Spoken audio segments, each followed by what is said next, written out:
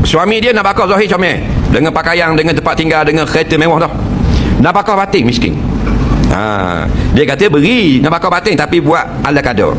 Itu ramai memang banyak berlaku. Itulah banyakkan masalah kaum wanita sekarang.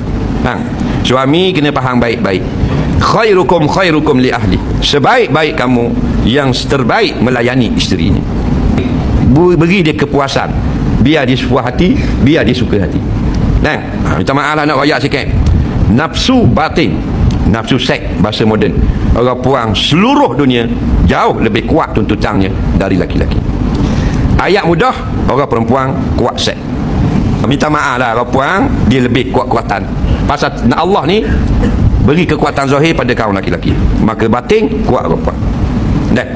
Jadi jangan buat lebih kurang 4-5 minit layan bini, duk congok dah tarik. Nampak tak?